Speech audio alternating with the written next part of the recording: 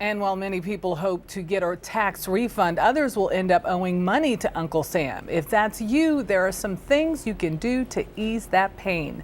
Joining us is Kelli Grant, senior consumer reporter for smartmoney.com. Thanks for joining us. Good morning. Talk about easing that pain. If you owe a lot, can you ease the burden? You definitely can. There's some easy ways to take some steps there to either delay the bill or maybe lessen the hit a little bit.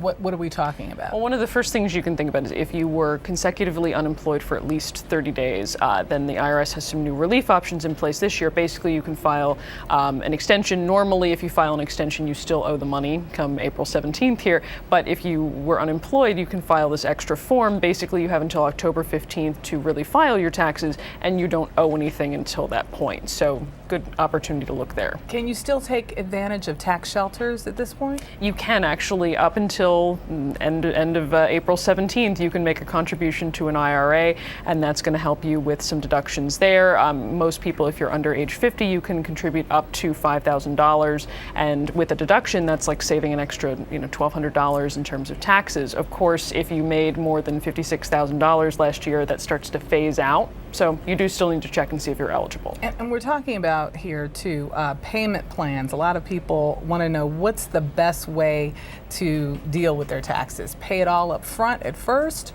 or are you going to be hit with one of those naughty interest rates? Well, I mean, if you can afford to pay your entire tax bill up front, better to do that and get it out of the way. But if it really is, huge burden, I've heard from a couple people this week that are saying, they're hoping that their check doesn't get processed right away because that's not going to be a good situation for them, then definitely look at doing some sort of a payment plan with the IRS. They will let you set that up for a small fee, depending on how much you owe and what the exact terms are. It can be up from $43 to $105, and then you have to make regular monthly payments, but they will allow you to do that.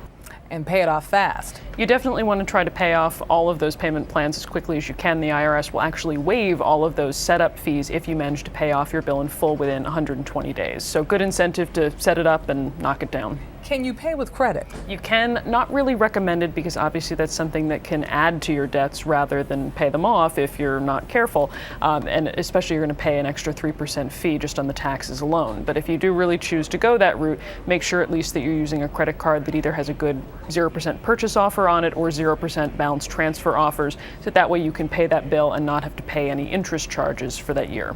Well, Kelli Grant, senior consumer reporter for smartmoney.com. Thanks for being here with us. Thank you.